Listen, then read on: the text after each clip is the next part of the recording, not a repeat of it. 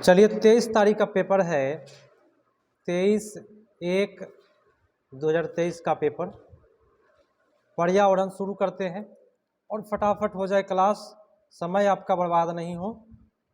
और आप लोग पूरा कोशिश करिएगा कि हमारा जवाब सबसे पहले आए, वो भी पूरा ऑप्शन एनालिसिस करने के बाद, ठीक है। पहले प्रश्न मेरा खत्म हो तब जवाब आए तो अच्छा लगेगा, नहीं तो प्रश्न हम पढ़ रहे हैं, आप लोग आंसर डायरेक्ट कर दिए बी होगा सी होगा, ऐसे नहीं करना है। प्रश्न खत्म हो तब जवाब आप लोग से कोशिश करिएगा कि सबका जवाब है, ठीक है। प्रश्न है कि वाष्पन के कारण शीतलन की प्रक्रिया तब धीमी होती है जब वायुमंडल में जल के खुले पृष्ठ क्षेत्रफल क्या हो। अब ऑप्शन करना है। सुनिए, वाष्पन के बारे में हम आपको समझा देते हैं।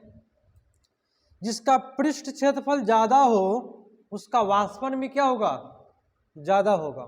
जिसका पृष्ठ क्षेत्रफल कम हो उसका वाष्पन भी क्या होगा, कम होगा। कैसे? तो आप धूप में क्या करिए, एक छिपा ले लीजिए, धूप में पानी डाल दीजिए और एक गिलास में पानी डाल दीजिए। सबसे पहले पानी किस में सूखेगा, छिपा में सूखेगा, क्योंकि उसका पृष्ठ क्षेत्रफल क्या है, ज़्यादा है, ठीक है। और एक और बात है कि जब गर्मी अधिक होगी, ताप अधिक रहेगा या वायु तेजी से चलेगी तो वाष्पन भी क्या होगा, तेजी से होगा। जैसे कि आप यहाँ पढ़ने आए हैं, धूप में आए, पसीना चला होगा, यहाँ फैन चलने लगा तो क्या होगा, इससे क्या होगा, आपका वाष्पन की जो प्रक्रिया है, पसीना सूखेगा, जल्दी सूखेगा कि धीरे धीरे सूखेगा, जल्दी सूखेगा ना। तो वही अब आपको जवाब देना है कि वाष्पन के कारण शीतलन की प्रक्रिया, माने वाष्पन जब हो रहा है तो शीतलन की प्रक्रिया क्या होगी, तब धीमी होगी। धीमी कब होगी ये बताना है। ऑप्शन है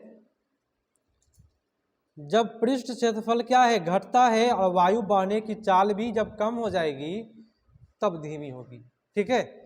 पृष्ठ क्षेत्रफल क्या हो, घटे और वायु बहने की चाल क्या हो, कम हो, तब वाष्पन के कारण जो शीतलन की जो प्रक्रिया होगी वो क्या होगी, धीमी होगी। आगे बढ़ते हैं। निम्नलिखित में कौन सा डिजाइन सौराष्ट्र गुजरात में रंगोली और कढ़ाई के लिए प्रयोग किया जाता है, बताएं। सौराष्ट्र गुजरात में रंगोली के लिए, कढ़ाई के लिए प्रयोग, नाग गम्फन हो जाएगा गुजरात के लिए। अगला प्रश्न है कि खाद के विषय में निम्नलिखित में से कौन सा विकल्प सत्य है। खाद के विषय में कौन सा सही है। फर्स्ट है कि यह मृदा के जल धारण क्षमता में वृद्धि करता है, बात सही है। खाद जब छिड़काव करेंगे ना, जल ज्यादा खोजेगा, ठीक है, आपका उत्तर ये सही जा रहा है। बी है कि यह गैस के विनिमय रोकने के लिए मृदा को और अंधी बनाता है, और अंधी वर्ड नेगेटिव है, ये नेगेटिव वर्ड है। यह मृत जीवाणुओं की संख्या में वृद्धि करता है, बात सही है। यह मृदा की संरचना को बेहतर बनाता है, ये भी सही है। उत्तर कौन जाएगा, ए सी डी सी पर ना। अगला है कि निम्नलिखित में भारत के संघ शासित प्रदेश का युगल चुनिए। तो बताइए, हो संघ शासित बोले तो केंद्र शासित प्रदेश कौन सा है जोड़ा। उत्तर हो जाएगा जम्मू कश्मीर अंडमान निकोबार, यही ना होगा, आपका उत्तर हो जाएगा ए। आगे बढ़ते, फटाफट हो जाएगा। और ये प्रश्न बार बार पूछता है, आप सभी को पता होगा। लिखता है कि 1 सेंटीमीटर बराबर कितना, 110 सेंटीमीटर।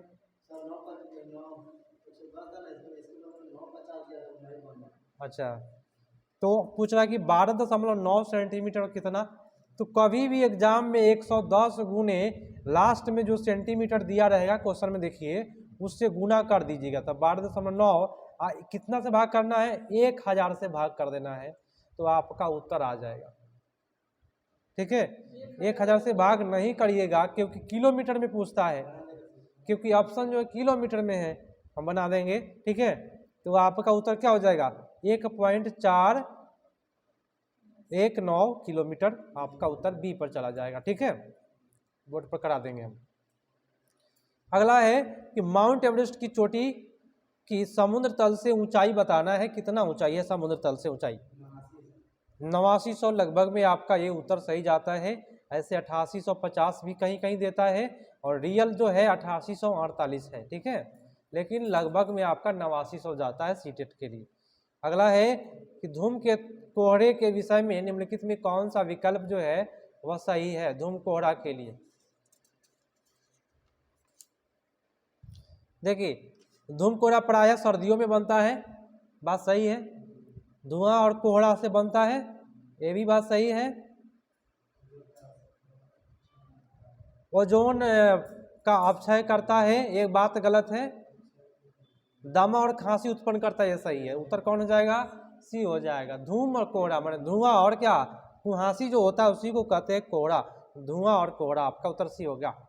नेक्स्ट है, भारत की राजधानी के सापेक्ष, राजधानी की स्थिति के सापेक्ष जयपुर की राजधानी है ना और देहरादून उत्तराखंड की राजधानी की दिशा क्रमशः बताइए। तो मान लीजिए अगर आपका दिल्ली बीच में है, अभी हम लोग मान लेते हैं कि दिल्ली में बैठे हुए हैं, तो कहाँ से कह रहा है? दिल्ली से कहाँ कह रहा है? राजस्थान। तो दिल्ली से राजस्थान जो पड़ता है दक्षिण और पश्चिम के कोना में पड़ता है। क्या पड़ता है? दक्षिण और पश्चिम के कोना में पड़ता है। और यहाँ से अकर है क्या? देहरादून उत्तराखंड। तो दिल्ली से उत्तराखंड कौन सा? उत्तर और पूर्व के कोना में ना। उत्तर कौन सा हो जाएगा इसका? दक्षिण पूर्व और उत्तर पूर्व आपका उत्तर हो जाएगा। ये आपको पता होना चाहिए कि कौन सा राज्य किधर है, ये आपके ऊपर है नहीं बट, ठीक है। चलिए अगला प्रश्न है 69 नंबर आए। 69 कहता है निम्नलिखित में से पृथक्करण के कारण कौन से क्रियाकलाप प्राथमिक कक्षा में उपयुक्त है? पृथक्करण के कारण कौन सा क्रियाकलाप प्राथमिक कक्षा के लिए अच्छा है? देखिए पृथक्करण माने अलग करने के लिए, वाष्पीकरण से भी अलग होता है। नमक को पानी से आप वाष्पीकरण विधि से अलग कर सकते हैं। उसके बाद आपका फटक करके भी अलग कर सकते हैं। चुंबकीय पृथक्करण के द्वारा भी लोहा को और आटा मिल गया एक साथ, उसको चुंबक से हटा सकते हैं। प्रभाजी आसवन नहीं होगा। प्रभाजी आसवन एक विधि है जिससे नमक प्राप्त किया जाता है समुद्रों से, ठीक है। उत्तर इसमें पृथक्करण के लिए कौन अच्छा होगा? डी वाला। अगला प्रश्न है कि निम्नलिखित में कौन से वाद्य यंत्रों का प्रयोग बीन मंडली में होता है? क्या होगा? तुम्बा, बीन, खजरी और ढोल। इससे क्या होता है? बीन मंडली के अंतर्गत आता है। तो आप सभी यदि चालाक होते तो बीन लिख करके क्या लिख लेते? तुम्बा, बीन, खजरी, ढोल लिख लेते। इस लाइन से याद रहना चाहिए, तुम्बा, बीन, खजरी, ढोल। ये बीन के अंतर्गत आता है। तुम्बा, बीन, खजरी, ढोल। तुम्बा, बीन, खजरी, ढोल याद रहेगा। 4 बार 5 बार रिपीट कर जाइए, तुम्बा, बीन, खजरी, ढोल। तुम्बा, बीन, खजरी, ढोल याद रहेगा। चलिए अगला प्रश्न है कि वन किस राष्ट्र की प्रकृति संपदा के सूचक होते हैं? वनों के संदर्भ में निम्नलिखित में कौन सा कथन सही है? ऑप्शन बोला, ये जल चक्र को चालू रखने की भूमिका निभाते हैं। ये वृक्षों से ढका हुआ एक छोटा सा क्षेत्र है। ये घरेलू पशुओं के लिए आवास उपलब्ध कराते हैं। ये अनवीकरणीय संसाधन है। क्या होगा? सबसे ज्यादा वन क्यों आवश्यक है? पेड़ पौधा लगाने की सलाह क्यों दी जाती है? ताकि वर्षा जो है वह समय पर हो ना। तो हो गया, यह जल चक्र को बनाए एवं चालू रखने में भूमिका निभाते हैं। उत्तर आपका ये पड़ जाए। नेक्स्ट है कि निम्नलिखित में सही कथन को चुनना है। ऑप्शन बोला कि केरल के तट अरब सागर तथा कर्नाटक का तट बंगाल के खाड़ी में। ये उल्टा बोल दिया। केरल जो है वह बंगाल के खाड़ी पर है और कर्नाटक जो है क्या है? अरब सागर पर है। ये उल्टा बोला है, इसमें ये गलत हुआ। बी बोला कि कर्नाटक का तट अरब सागर, ये सही बोला। केरल का तट बंगाल की खाड़ी, ये सही बोला ना। कर्नाटक हो गया, अरब सागर, केरला हो गया। देखिए केरला भी अरब सागर में, सॉरी, ठीक है, एक सही है।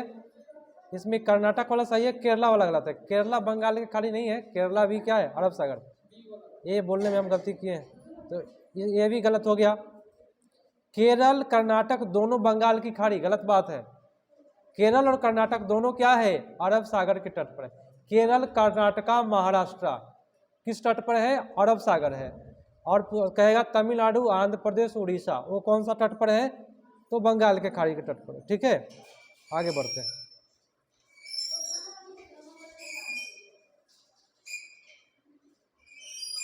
अगला प्रश्न है कि ऊंचाई, शुष्क और चपटा क्षेत्र जिसे ठंडा रेगिस्तान कहते हैं, हमारे देश का वह भाग है जिसका नाम बताइए जहाँ पे ठंडा रेगिस्तान है। लेह लद्दाख है ना, ये आपका ठंडा रेगिस्तान। बोलिए उत्तर। हाँ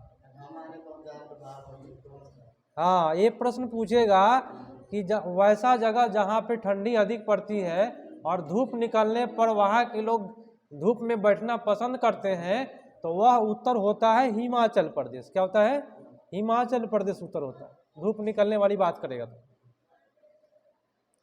नेक्स्ट है कि वह तिथि जिस दिन बछेंद्री पाल ने माउंट एवरेस्ट की चोटी पर कदम रखा और भारतीय राष्ट्रीय ध्वज को गाड़ा है, पूरा देहाती में लिख दिया, गाड़ा है। 23 मई 1984 ईस्वी को, है ना, आपका उत्तर हो जाएगा ए इज द राइट आंसर, 23 मई 1984 ईस्वी को। नेक्स्ट प्रश्न है कि सभी सरकारी अस्पतालों में सांप के द्वारा काटने की दवाई मिलती है, यह किसकी बनाई जाती है, पता है? सांप के जहर से ही बनता है सांप की दवाई। नेक्स्ट है, अब ये आ गया पेडागोजी। अब इसमें आप लोगों को फटाफट चूज करना है। प्रश्न कहा क्या कि पर्यावरण अध्ययन की पाठ्य पुस्तकों में मेंडल के प्रयोग को शामिल किया गया है, इसका कारण क्या है? देखिए, मेंडल का प्रयोग वाला जब भी प्रश्न पूछता है वह साइंस टाइप में चला जाता है। इसका कारण ये है कि वैज्ञानिक पड़ताल के चरणों और छात्रों को ध्यान आकर्षित करना, अच्छी बात है। और बी बोला कि छात्रों को सिखाना कि गुण एक पीढ़ी से दूसरे पीढ़ी में संचारित कैसे किए जाते हैं। ये बच्चा को 1 to 5 को बच्चा को जब बताइएगा कि एक पीढ़ी से दूसरे पीढ़ी में कैसे गुण जाता है, तो बच्चा भाई बहक जाएगा। ठीक है, इसका एक एज होता है, 10वां क्लास से पढ़ाई होता है अनुवांशिकता का, इसलिए नहीं मारिए इसको। अब अगला है कि छात्रों को ध्यान आकर्षित करना कि कैसे गुण उत्तरोत्तर पीढ़ियों द्वारा वंशागत होते हैं, ये ठीक ठाक है। आकर्षित करना, ये आकर्षित वाला वर्ड फर्स्ट में भी आकर्षित वाली बात है, यहाँ भी आकर्षित है, ये वर्ड अच्छा होता है, बच्चों को आकर्षित करना। और डी कहता है कि अपने तथा अपने अभिभावक के रिश्तेदार के बीच समानताएं खोजने में छात्रों की सहायता करना। अपना और रिश्तेदार के बीच में समानता अगर कहेंगे बैठाने के लिए, तो पता चलेगा घर में मार होगा, नहीं तो रिश्तेदारों में मार हो जाएगा। कोई कह देगा कि लड़का जो है ये फूफा पर गया है या इस पर गया है, तो मार होगा कि नहीं होगा भाई? मार होने की संभावना हो जाएगी। ये कह रहा है कि सहायता करना, तो टीचरों साहब पिटाएंगे। टीचर कह दिए कि तू माता पिता पर नहीं गया है, कि तू दूसरे पर गया है, तब क्या हाल होगा? तो वहाँ पर पिटाने का नौबत हो गया ना। इसलिए 1 to 5 के बच्चा को उतना ही कराइए जितना जरूरी है। आकर्षित वाला बेटा, उत्तर आपका होगा ए और सी। नेक्स्ट है, नाजली को गुड़ खाना पसंद है। नाजली नाम की एक लड़की है जिसको मीठा खाना पसंद है, गुड़ माने मिठाई। हाँ, दोपहर में जब उसकी मम्मी सो रही थी तो नजली रसोई में गई, सुनिएगा बहुत मजेदार है। उसने मम्मी द्वारा छिपाई गई गुड़ की बनी बरनी खोज ली। बरनी माने जो पोटली था, खोज ली। तो यह सीखने के निम्नलिखित प्रकार में से कौन सा उदाहरण है? उसकी मम्मी सोई थी तो खोज लिया, तो फर्स्ट तो शास्त्रीय अनुबंधन नहीं मानेंगे। शास्त्रीय तब मानेंगे जिसमें साउंड हो, साउंड की बात करेगा तो शास्त्रीय होगा। क्रिया प्रसूत होगा, क्रिया पर स्किनर वाला तो होगा, महक लगा होगा उसको, है ना, स्किनर का होगा। उसके बाद संज्ञानात्मक नहीं होगा, पियाजे के बारे में नहीं होगा, यांत्रिक होगा। खोजा मैंने अपने आप से मेहनत किया ना भाई। उत्तर आपका होगा बी और डी। अगला, निम्नलिखित में कौन से कथन सतत और समग्र मूल्यांकन अवधारणा के सतत पल से संबंधित है? आपका ऑप्शन इसमें कूट वाला है क्या? क्वेश्चन किस बारे में कहा है? सतत के बारे में, ठीक है। तो सतत के बारे में होता क्या है, वृद्धि और विकास के अभिज्ञात पक्षों का आवधिक मूल्यांकन होता है कि कितना वृद्धि किया, कितना विकास हुआ, सतत में आ जाता है। वृद्धि विकास के पाठचर्या संबंधित पाठचर्या संबंधित पक्षों का मूल्यांकन। पाठचर्या मारिएगा, नहीं मारना है। ये सही जा रहा है, आगे देख लेते हैं क्या सही जाता है। अधिगम अंतरालों का निदान है और उपचारात्मक उपाय का प्रधान है। बात सही है। अधिगम क्या है? अंतरालों का निदान करना है और अधिगम उपचार उपायों का प्रधान है। और डी में गलत क्या कर दिया? क्षमता। ये क्षमता जो वर्ड है, क्षमता का मापन करना, ये नेगेटिव वर्ड है, इसलिए हम इसको नहीं करेंगे। उत्तर हो जाएगा ए और सी। अगला प्रश्न, पर्यावरण अध्ययन पर्यावरण का वह अध्ययन है जो संबंधित है हमारे पास पड़ोस से जिसमें हम रहते हैं। इसके अंतर्गत मूल विषय तथा उप विषय होते हैं। निम्नलिखित में कौन सा मुख्य विषय है? मुख्य विषय कौन सा है? हम देखिए थीम पूछ रहा है आपसे। हाँ, तो कौन होगा? चीजें हम जो बनाते हैं तथा करते हैं, ये थीम के अंतर्गत आता है। उत्तर आपका डी पड़ गया। अगला प्रश्न है कि पर्यावरण अध्ययन की पाठ्य पुस्तक में एक पाठ लोगों के व्यवस्थापन पर है जिसका शीर्षक है हमारे लिए कोई स्थान नहीं। यह बच्चों को जानकर और संवेदनशील बनाने के लिए उद्देश्य है। किस प्रकार का? उन लोगों की पीड़ा के बारे में जिन्हें अपनी जन्मभूमि से विकास के नाम पर विस्थापित कर दिया गया है। अब कैसे, मैं आपको बता दूं कि मान लीजिए आपका रेलवे लाइन में आपका घर पड़ गया, तो आपको सरकार बोला कि आप ये जगह खाली कर दीजिए, तो हम आपको दूसरे जगह उससे ज़्यादा पैसा देंगे या ज़मीन भी देंगे, एक नौकरी भी देंगे, लालच देगा आपको। तो विकास के नाम पर एक जगह से दूसरे जगह विकसित कर देना, हटा देना, विस्थापित कर देना, उसी के बारे में बोला जाना। तो आपका उत्तर हो जाएगा ए। कोट कहता है, सुनिएगा, निम्नलिखित में से कौन से कथन पर्यावरण अध्ययन की तीसरी कक्षा से 5वीं तक की पुस्तकों में ढेर सारे चित्रों को शामिल करने की सर्वाधिक सटीक व्याख्या करते हैं? बताए, सटीक व्याख्या कौन होगा? ये है कि चित्रों और बच्चों को आकर्षित करता है। अच्छा बात है कि नहीं? आकर्षित वाला ऑप्शन मारिएगा। एक नया वर्ड आ रहा है ना आप लोगों के लिए, एक प्रोत्साहित सही जाता है, एक आकर्षित सही जाता है, ठीक है। लेकिन नहीं, एक सेकंड हो, आकर्षित वाला यहाँ पे गलत जा रहा है। देखिए प्रश्न क्या कह रहा है, तीसरी कक्षा में 3री से 5वीं तक की पुस्तकों में ढेर सारे चित्रों को शामिल करने का सर्वाधिक व्याख्या करता है। माने चित्र अधिक है, इसका मतलब ये नहीं है कि बच्चों को आकर्षित करे, ये आपका गलत है। बच्चे के विकास की मूर्त संक्रियात्मक अवस्था में, देखिए चित्र से क्या होता है? मूर्त ज्ञान प्राप्त होता है। बी मारेंगे, किसमें केवल 2 ही सही जाना है और हो जाएगा। बच्चे चित्र के माध्यम से अवधारणाओं को जल्दी समझते हैं, ये भी सही है ना। चित्र से जल्दी समझ जाएगा, कोई कहानी कहिएगा तो बहुत जल्दी समझेगा। चित्रों से किताब आकर्षित बनता है। किताब आकर्षित बन जाए, बच्चे नहीं बने तो क्या फायदा हुआ उसका? उत्तर होगा बी, सी। अगला प्रश्न है, एक अध्यापक के लिए बीज का अंकुरण का विषय पढ़ाने के लिए प्रभावी तरीका होगा। बीज अंकुरण के लिए सबसे अच्छा तरीका कौन सा होगा? बताएं। देखिए सबसे अच्छा तरीका कि विद्यार्थी को वो बीज दे दीजिए और कहिए कि तुम लगाओ और बताओ कि क्या क्या उसमें हो रहा है। तो कहेंगे विद्यार्थियों से मूंग के बीज का अंकुरण करने के लिए कहना तथा अपने अवलोकन रिकॉर्ड करने के लिए करना। उत्तर क्या होगा? सी वाला हो जाएगा। अगला है राष्ट्रीय पटचर्या रूपरेखा एनसीएफ 2005 इस बात पर जोर देता है कि पर्यावरण अध्ययन की शिक्षा होनी चाहिए। कैसी शिक्षा होनी चाहिए? तो हमारे आसपास के वातावरण, प्राकृतिक चीजों और लोगों के साथ बातचीत और क्रियाओं और भाषाओं दोनों के माध्यम से, यही ना होगा? हमारे आसपास क्या दैनिक जीवन हो जाएगा इससे? दैनिक जीवन वाला ऑप्शन करना है। अगला प्रश्न है और लवकेश इसका जवाब दीजिएगा आप, ठीक है।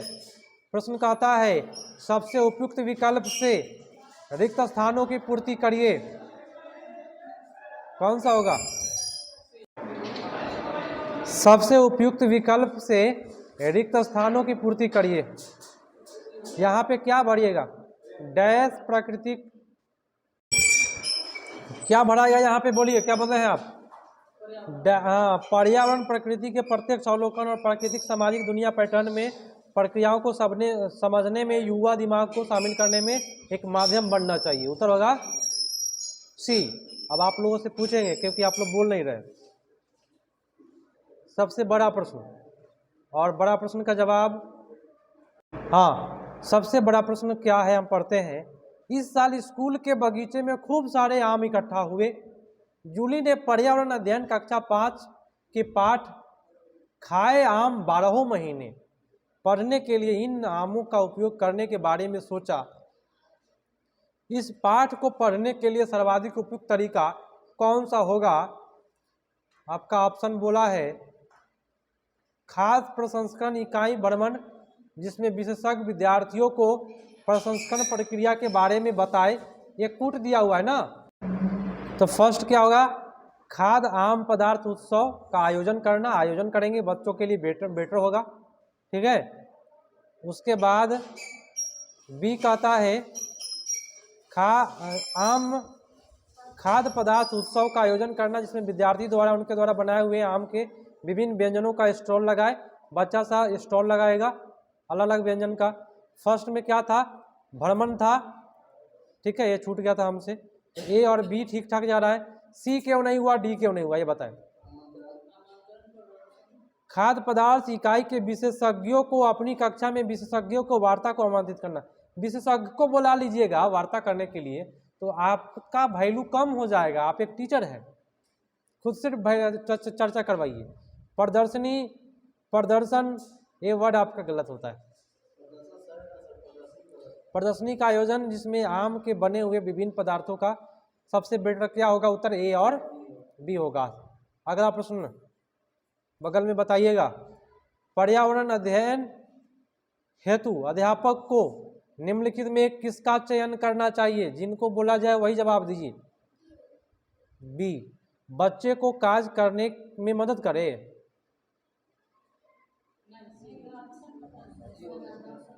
बच्चे को छोटे समूह में कार्य करने का अवसर प्रदान करना। छोटे समूह में क्या बोला? पर्यावरण अध्ययन शिक्षण हेतु अध्यापक को निम्नलिखित में किसका चयन करना चाहिए? सबसे अच्छा चयन कि बच्चों को छोटे समूह में कार्य करने के अवसर देंगे बच्चों को ना। बच्चा है तो बड़ा समूह में नहीं ना करेंगे। ये ऑप्शन क्यों गलत हुआ? अकेले में कार्य गलत। बच्चे को कार्य करने में मदद करेंगे। मदद करने से अच्छा है कि उसका छोटा समूह में अवसर दे दीजिए उसको। चलिए अब आगे बोलिएगा। क्या नंबर बोलिए हो? 87 नंबर। प्रत्येक व्यक्ति अब जवाब देंगे, नहीं तो ऐसे क्लास बोरिंग हो जाएगा। कक्षा 3 के पर्यावरण अध्ययन में विषय पाठ जल में जिन महत्वपूर्ण विषयों पर ध्यान दिया गया है वे कौन से हैं? बताए कौन से हो गए? जिससे पूछा जाए ना, बताए। लाइन से चल रहा है तो लाइन से बताओ। चलिए, फर्स्ट में हो गया स्थानीय स्रोत, जल के उपयोग, लिंग, भूमिका, दूरी, अनुमान। बी में हो गया कि जल के स्थानीय स्रोत, जल के उपयोग, लिंग, भूमिका, दूरी के अनुमान, सामाजिक भेदभाव, पीने की स्वच्छ जल। सारा ऑप्शन इसी में है, ठीक है। इसलिए आपका ऑप्शन नंबर हो जाएगा बी। चलिए आप बताइए। निम्नलिखित में कौन सी प्रक्रियाएं आकलन की प्रकृति की व्याख्या करती है? आकलन किस किस से हो सकता है? कि आकलन करना हो तो आप संवाद करिएगा, आकलन करना हो, ठीक है, तो आप रचनात्मक आकलन अच्छा होता है, ठीक है। आकलन में योगात्मक भी आता है, लेकिन मूल्यांकन जो होता है वह आकलन प्रकृति की व्याख्या करता है, तो आकलन का व्याख्या मूल्यांकन नहीं करता है। कौन व्याख्या करता है? संवाद, रचनात्मक, योगात्मक, मूल्यांकन नहीं। उत्तर होगा ए, बी, सी। बगल में बताइएगा। नेक्स्ट है, कक्षा 5 के विद्यार्थियों के लिए वंशानुक्रम आनुवंशिकता एक अमूर्त प्रत्यय है। यह पर्यावरण अध्ययन की शिक्षिका हिना अपने विद्यार्थियों में आनुवंशिकता की समझ पैदा करने के लिए डैश का आयोजन करेगी। किसका आयोजन करेगा? देखिए प्रश्न कहा क्या, बहुत सेंसिटिव प्रश्न है। आनुवंशिकता के बारे में समझ पैदा करने के लिए आप क्या करिएगा? आनुवंशिकता आपको समझाना है अपने बच्चों के लिए, तो आप खोज करके थोड़े बताइएगा, ये तो बहुत बेकार ऑप्शन हो गया। आनुवंशिकता समझते हैं, माता पिता का गुण बच्चों में जाना या पूर्वजों का गुण बच्चों में जाना, संतानों में जाना आनुवंशिकता होता है। तो इसमें आप प्रयोग करके बताइएगा, आप तो खुद फंस जाइएगा प्रयोग करके बताइएगा, तो ये गलत बात है। उदाहरण के द्वारा आप समझाएंगे उसको। आनुवंशिकता के बारे में उदाहरण के द्वारा आप समझाने की कोशिश करेंगे। उत्तर आपका डी सबसे अच्छा। नेक्स्ट है, पर्यावरण का अंतिम प्रश्न है, निम्नलिखित में प्राथमिक स्तर पर पर्यावरण अध्ययन की पाठचर्या की विशेषताओं की पहचान कीजिए। तो चलिए विशेषता की पहचान करिए आप लोग, बताइए क्या होगा। देखिए समावेशित मानेंगे कि नहीं मानेंगे? बहुत अच्छा ऑप्शन है। संदर्भ भी मानेंगे और अनुभव से भी होता है, वैश्विक से स्थानिक नहीं। आप लोग याद रखिएगा, स्थानिक से वैश्विक रहता तो बेटर होता। पर्यावरण पढ़ाने जा रहे हैं तो पहले आप इंडिया के मैप के बारे में पढ़ाइएगा कि विश्व का मैप पढ़ाइएगा? इंडिया का, माने स्थानिक पढ़ाइएगा, तब ना वैश्विक पढ़ाइएगा। ये बात बोला जा रहा है, गलत हो गया, उल्टा लिख दिया है। ये भी सी आपका ऑप्शन नंबर डी पर। आइए हिंदी को कर लेते हैं, हिंदी शुरू करते हैं। हिंदी में गद्यांश पदांश पढ़ने का तरीका क्या बताया था मैंने, कि ऐसा पढ़िए गद्यांश पदांश कि एक ऐसे मास्टर को सुनाना है 5 मिनट में, जो पिटा हुआ मास्टर हो, खतरा मास्टर हो, जो खूब पिटता हो। तो गद्यांश पदांश ऐसे पढ़िए कि 5 मिनट में वो पूछे और आप सुना दिए। तो समझ करके पढ़ना पड़ेगा गद्यांश पदांश, तब जा करके आपका अच्छा नंबर आएगा। आप समझ करके कैसे पढ़ेंगे? तो थोड़ा सा नीमक मर्चा लगा के पढ़ेंगे। कैसे? तो चलिए शुरू करते हैं। जैसे हम पढ़ेंगे वैसे आप लोग भी पढ़ने का कोशिश जरूर करिएगा। तमिलनाडु भारत के दक्षिणी छोर पर बसा हुआ राज्य है। अभी अभी चर्चा चल रहा था ना, तमिलनाडु का है दक्षिणी छोर पे, जिसे प्रकृति ने मैदानी, समुद्र, पर्वतीय विभिन्न संपदा प्रदान कर अपने हाथों में संवारा है। यहाँ के मूल निवासी द्रविड़ है। तो प्रश्न क्या पूछ देगा कि तमिलनाडु के निवासी क्या है? द्रविड़ है और तमिल भाषा बोलते हैं। पूछेगा कि तमिलनाडु की जो लोग हैं कौन से भाषा बोलते हैं? तमिल भाषा बोलते हैं। इस राज्य को वास्तुशिल्प, मूर्ति और भवन निर्माण कला की दृष्टि से समृद्ध बनाने में चोल और चेरा वंश के राजाओं का अत्यंत महत्वपूर्ण स्थान है। प्रश्न पूछेगा, कैसे पूछेगा कि वह अच्छा बनाने के लिए कौन सा वंश इसमें काम किया है? बोलिए ना आप लोग, चोल और चेरा वंश बोलना है आप लोग, बोलते नहीं है। तमिलनाडु को मंदिरों का राज भी कहा जाता है। प्रश्न पूछ देगा किस राज्य को मंदिर का राज कहते हैं? तो तमिलनाडु को। यहाँ अनेक प्राचीन मंदिर है जो स्थापत्य कला के अद्वितीय नमूने हैं। अद्वितीय माने एक से एक। हो गया खत्म। अब आप लोग जवाब दीजिएगा। तमिलनाडु के बारे में सारी जानकारियां जान गए। जवाब यहाँ से शुरू होता है, कोशिश करिएगा सही सही बताए। निम्नलिखित में कौन सा राज्य भारत के दक्षिण में स्थित है? क्या हो जाएगा? तमिलनाडु। अगला प्रश्न अगले व्यक्ति के लिए, स्थापत्य कला का अर्थ है, क्या अर्थ है? भवन निर्माण की कला। कौन सा निर्माण की कला? स्थापत्य कला बोलते हैं भवन निर्माण की कला को, ठीक है। अगला, चोल और चेरा राजाओं ने तमिलनाडु को समृद्ध बनाया है, क्या चीज में? बताए जल्दी। चित्रकला में तो था नहीं, गीत संगीत था नहीं, 2 ऑप्शन आपका बच गया, वास्तुशिल्प, मूर्ति, भवन निर्माण। ये हो जाएगा आपका ऑप्शन नंबर डी। पढ़ते नहीं है, घर पे पढ़िएगा, जवाब जरूर दीजिएगा। इसलिए कहते हैं सेट मारिए, सॉल्यूशन करिए, तब यहाँ आकर के क्लास करिए। प्रश्न है, तमिलनाडु को मंदिरों का राज्य कहा जाता है, वाक्य से क्या तात्पर्य है? बताइए। हाँ, तमिलनाडु में मंदिरों की बहुलता है, प्राचीन नहीं। मंदिरों का राज्य कहा जाता है, इसका मतलब ये है कि वहाँ मंदिर क्या है? बहुत मात्रा में है, बहुलता है। उत्तर सी पर जाएगा। अगला, निम्नलिखित में कौन सी तमिलनाडु की भौगोलिक विशेषता नहीं है? तमिलनाडु में मरुस्थल नहीं है, समुद्र है, मैदान है, पर्वत है। गद्यांश में पढ़े हुइएगा, कहीं भी मरुस्थल नहीं लिखा होगा, है ना। अगला, अगले व्यक्ति के लिए प्रश्न आया, यहाँ अनेक प्राचीन मंदिर है जो स्थापत्य कला के अद्वितीय नमूने हैं, वाक्य से क्या तात्पर्य है? चलिए, इसका तात्पर्य जो है 96 का, यहाँ अनेक प्राचीन मंदिर है जो भवन निर्माण के बेजोड़ उदाहरण है। आपका उत्तर आपका ए हो जाएगा।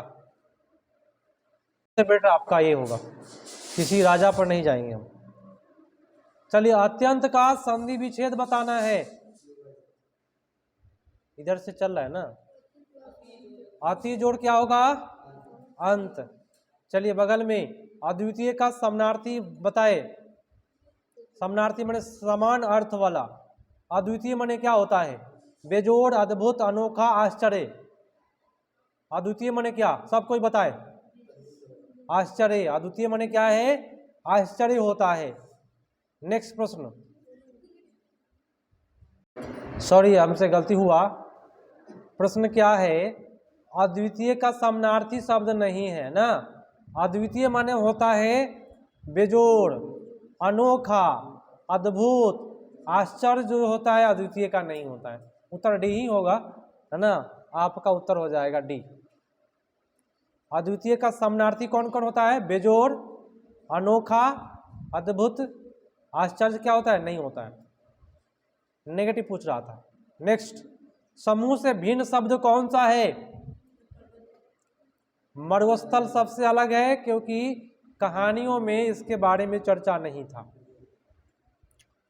अब अगला प्रश्न है गद्यांश पदांश का है, और सबसे खतरनाक कह सकते हैं क्या होता है? पदांश होता है। गद्यांश से खतरनाक पदांश बुझाता ही नहीं है। तो इसका एक ट्रिक है मेरे पास कि पदांश पढ़िए, थोड़ा सा भी अगर समझ में आ गया कि किस बारे में कहा जा रहा है तो पूरा का पूरा उत्तर हो जाएगा। हम पढ़ते हैं और आप लोग बताइएगा कि किस बारे में कहा गया है। पहले, धरती की परियों के सपनीले प्यार में नई चेतना, नई उमंग बोलने लगी। आगे, कुछ ऐसे भोर की बयार गुनगुना उठी, अलसाए कुहरे की बाँ सिमटने लगी, नरम नरम किरणों की नई धूप में राहों के पेड़ों की छाह लिपटने लगी। क्या होगा? किसके बारे में कहा जा रहा है? बताए। सूर्योदय हो रहा है, उसी के बारे में कहा जा रहा है। लिखा है ना, अलसाए कुहरे की बाह में सिमटने लगी, नरम नरम किरणें की नई धूप में ना, मतलब सुबह हो रही। प्रश्न शुरू होता है यहाँ से, जवाब देने की कोशिश पूरा बेजोड़ रखिएगा। भोर अपने संग क्या लाई है? नई चेतना और नई उमंग। चलिए सबको ही बोलते चलिएगा, पेडागोजी करिएगा, ऐसे जो मैं बताया हूं वैसे बताते चलिएगा। पैरों की छाह लिपटने लगी, पंक्ति डैश की ओर संकेत करता है। धूप के जब बढ़ जाएगा ना तो छाह क्या हो जाएगा? लिपटने लगेगा। नेक्स्ट है, नरम नरम किरणें से क्या तात्पर्य है? सूरज अभी अभी उगा है, उसको कहेंगे नरम नरम किरणें। सुबह पर आजकल का सूरज काफी अच्छा लग रहा होगा, लगता है कि नहीं? गर्मी के मौसम है लेकिन भोर अभी मॉर्निंग में ठंडा लग रहा है। कोहरे हमारे बाह में सिमटने लगे, इसका तात्पर्य बताइए, क्या है तात्पर्य? कोहरे छटने लगा है, माने सिमटने माने क्या? छटने लगा है। अगला, भोर की ब्यार गुनगुना उठी, पंक्ति में डैश का अलंकार है। गुनगुनाने का काम कौन करता है? मानव करता है। जिसमें मानव का थोड़ा भी झलक हो उसको हम मानवीय कलन अलंकार कहते हैं। निम्नलिखित में कौन सा शब्द समूह से भिन्न है? देखिए, कुहरा, पेड़, किरण सब एक चीज है, लेकिन नई नई 2 बार लिखा हुआ है। और कोई भी एक वर्ड जब 2 बार लिखे उसको हम लोग कहते हैं पुनरुक्त। क्या कहते हैं? पुनरुक्त कहते हैं। उत्तर आपका डी हो जाएगा। अब आगे आपका पेडागोजी शुरुआत होता है, यहाँ से जवाब देना शुरू करिएगा। ऐसे चलेगा, आप लोग सबको जवाब देते चलिएगा, एक एक बारी से आप लोग जवाब दीजिएगा। प्रश्न है, भारतीय बहुभाषावाद की एक उल्लेखनीय विशेषता भाषा का लिपि से संबंध न होना है। उदाहरण के लिए जवाब बताइए आप सभी कौन सा होगा? प्रश्न समझिए, कहा कि भारतीय बहुभाषावाद की एक उल्लेखनीय विशेषता भाषा का लिपि से संबंध न होना है। मैंने कहा जा रहा है कि भाषा जो है लिपि से कोई संबंध नहीं है। भारत के जो अभी चल रहा है मैटर, अभी आप लोग व्हाट्सएप चलाते हैं ना, किसी से बात करते हैं कि तुम कैसे हो, तो लिखते हो TUMKAISA, कैसे, HO हो। आप रोमन लिपि को कौन से लिपि में लिख रहे हैं? हिंदी में बात कर रहे हैं। तो इसमें कह रहा है कि कोई देवनागरी लिपि का प्रयोग करते हुए उर्दू भाषा भी लिख सकता है। लिख सकता है कि नहीं? तो देखिए, भाषा का लिपि से कोई संबंध नहीं है। इसका मतलब है कि देवनागरी लिपि का प्रयोग करते हुए आप उर्दू ही नहीं हर लिपि लिख सकते हैं मोबाइल में, या कोई भी। ठीक है, आपका उत्तर हो जाएगा सी। नेक्स्ट है, नेक्स्ट व्यक्ति के लिए ट्रांसलैंग्वेजिंग से क्या आश्रय है? ट्रांसलैंग्वेजिंग मतलब क्या होता है?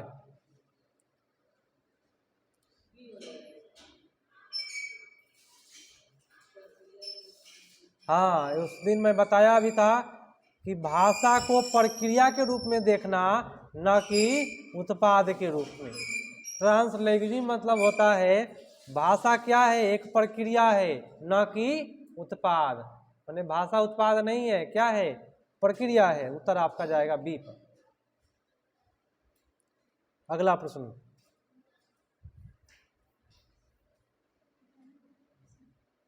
प्रश्न है, भाषा शिक्षा में रचनात्मकता से क्या अभिप्राय है? बताएं। फर्स्ट लिखा है, कक्षा में किए जा सकने वाले खुले अंत वाले नए नए प्रश्नों जिसकी तरह तरह की व्याख्या या उत्तर हो। अच्छी बात है, रचनात्मक में आपका एक ही हो गया। नए नए प्रश्न है, खुला अंत वाला प्रश्न है, और तरह तरह की व्याख्या। अच्छी बात है, केवल व्याख्या रहता तो गलत, लेकिन तरह तरह की व्याख्या जो होता है अच्छा होता है। बी है, किसी तथ्य के प्रति समझ बनाने के लिए विभिन्न विषयों के तथ्य जुटाना। नहीं, सबसे बेटर आपका उत्तर यही होगा। अगला प्रश्न बताइएगा, पाठ श्रवण के लिए निम्नलिखित में कौन सी सही सलाह है? पाठ श्रवण के लिए सही सलाह कौन सा है?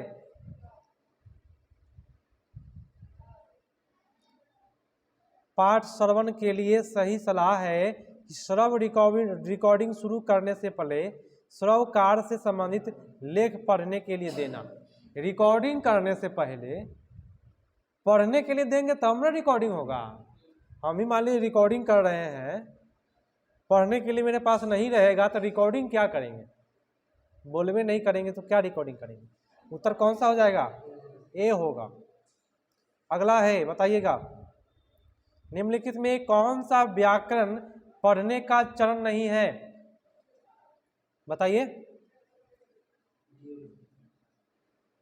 विद्यार्थी भाषा में अध्यापक का संशोधन करता है, गलत। किसी विशिष्ट व्याकरणिक बिंदु का उपयोग करने वाली संप्रेषण गतिविधियां। अध्यापक अर्थ नियमन की जांच। सबसे अच्छा है पढ़ाए गए वाक्यों को ड्रिल अभ्यास करवाना। नेगेटिव पूछ रहा था और ड्रिल अभ्यास आपका नेगेटिव होता है, उत्तर आपका डी हो जाएगा। कोई दिक्कत? निम्नलिखित में कौन सी भाषा की शिक्षा की अवधारणा नहीं है? बताए। बुद्धि। बुद्धि जो है भाषा शिक्षा की अवधारणा नहीं होता है। भाषा शिक्षा की अवधारणा कौन कौन है? ट्रांसलैंग्वेजिंग है, पठन वैकल्य है, भाषा संबंधित विकार है। और ट्रांसलैंग्वेजिंग मतलब अभी मैंने क्या बताया आप लोग। भाषा एक क्या है? प्रक्रिया है, न कि उत्पाद। यही ना बताए हैं। याद रहना चाहिए माइंड पर। ट्रांसलैंग्वेजिंग मतलब हुआ क्या। जब भी सेट मारिए ट्रांसलैंग्वेजिंग आ जाए, वहां पे लिख लीजिए कीवर्ड में क्या है। तो भाषा क्या है? प्रक्रिया है। क्या है? भाषा प्रक्रिया है। उत्पाद क्या है? उत्पाद नहीं है। आगे अगले व्यक्ति के लिए जवाब दीजिए। भाषा की कक्षा में अध्यापक द्वारा पूछे जा रहे प्रश्न महत्वपूर्ण निर्देशात्मक उपकरण होते हैं, क्योंकि क्यों होते हैं? देखिए, फर्स्ट प्रश्न क्या बोला? अध्यापक द्वारा पूछे जा रहे प्रश्न का महत्वपूर्ण निर्देशात्मक उपकरण क्या होता है? ये जरूरी नहीं कि आराम मिल जाता। हम प्रश्न पूछ दिए, हमको आराम मिल गया, ऐसा हो रहा है? लगातार तो हम बोलते रहे, आराम कहाँ मिला हमको भाई। भी बोला कि कक्षा में विद्यार्थियों की सहभागिता बढ़ जाती है। प्रश्न जब पूछेंगे ना तो आप लोगों का सहभागिता अभी बढ़ा है कि नहीं बढ़ा है? जब आप लोगों का एक बारी बारी से मिल रहा है तो उत्तर बी पर जाएगा।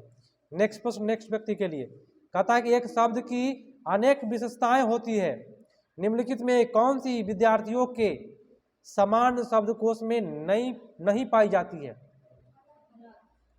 क्या होगा? देखिए, शब्दकोश में उच्चारण मिल जाएगा, शब्दों का अर्थ मिल जाता है, बालघात मिल जाता है। शब्द की उत्पत्ति कैसे हुआ डिक्शनरी में लिखा रहता है? नहीं। डिक्शनरी में शब्द की उत्पत्ति कैसी हुई लिखा है कभी? नहीं। व्याकरण के बुक में लिखा जाता है। बालघात मिलेगा। अगला प्रश्न है कि निम्नलिखित में कौन सा पठन का आयाम नहीं है? कौन सा नहीं है भाई? पठन का आयाम नहीं है। ये देखिए, साधारण हिंदी नहीं है। भाषा लिपि की पहचान करना है तब ना पढ़ पाइएगा। पाठ को विस्तार देते हुए उसकी व्याख्या करना, ये भी पढ़ने के अंतर्गत ही ना आता है। पाठ सामग्री में मुख्य बिंदु की पहचान करना, यह भी पढ़ने के अंतर्गत आता है। कृतवाच कर्मवाच की पहचान करना, ये पढ़ने का मतलब नहीं है, ये तो व्याकरण का पाठ हुआ। कृतवाच कर्मवाच क्या है? व्याकरण का भाग है। ये पढ़ने का आयाम नहीं ना है भाई। पढ़ने का आयाम है लिपि पहचान करना, व्याख्या करना, पहचान करना, ये है। कृतवाच कर्मवाच नहीं है। आपका सूत्र फेल हुआ। अगला प्रश्न 15 पढ़ाइए। भाषा शिक्षण के संदर्भ में प्रामाणिकता की अवधारणा किससे संबंधित है?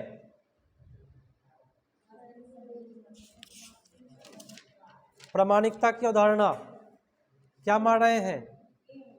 वास्तविक संप्रेषण और उद्देश्य के प्रति प्रदत्त कार्य। प्रदत्त कार्य गलत होता है, होमवर्क गलत होता है।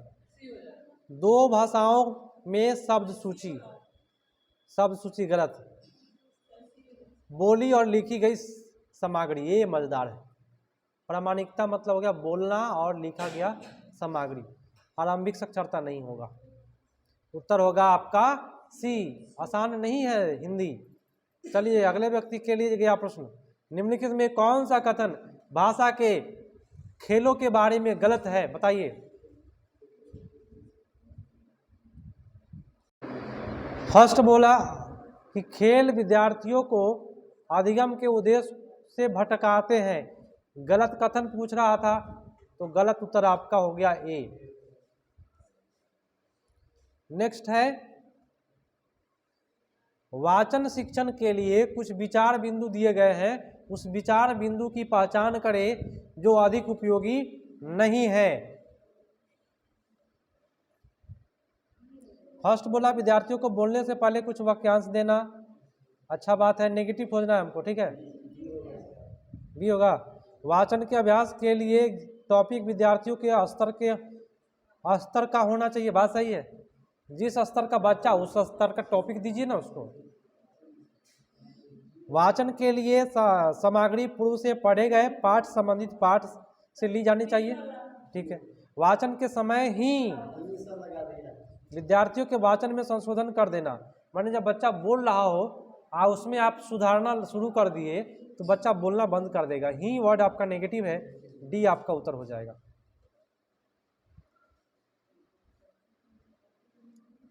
अगला प्रश्न है, भाषा शिक्षा के संदर्भ में राष्ट्रीय शिक्षा नीति के बारे में कौन सा कथन सही नहीं है, बताएं। शिक्षा के माध्यमिक चरण में विदेशी भाषा का अध्ययन, मिडिल और माध्यमिक चरणों में शास्त्रीय भाषा का अध्ययन, घर की भाषा निर्देश कौन सा होगा, डी। विद्यालय शिक्षा के आरंभिक चरणों से ही अंग्रेजी भाषा माध्यम के रूप में, नेगेटिव प्रश्न बोल दिया और ही वाला प्रश्न बोल दिया, आपका उत्तर डी पर चला गया। अगला, अध्यापिका समय समय पर विभिन्न प्रकार के लिखित और मौखिक प्रशिक्षण प्रदत्त कार्यों के माध्यम से देती है, इनका प्रयोग आकलन के लिए करती है।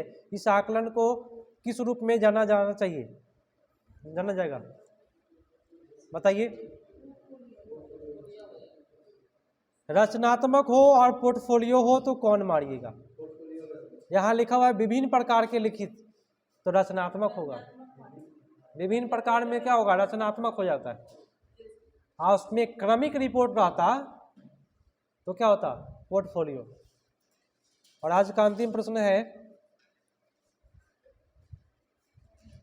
उत्तर प्रदेश के पश्चिम भाग में बोली जाने वाली हिंदी बिहार के पूर्वी में बोली जा रही हिंदी से भिन्न है, पर इन दोनों क्षेत्रों के वक्ता श्रोता भाषा की नई विविधता को समझ लेते हैं। हिंदी की इन दो विविधताओं को किस रूप में जाना जाएगा, 120 का उत्तर करें।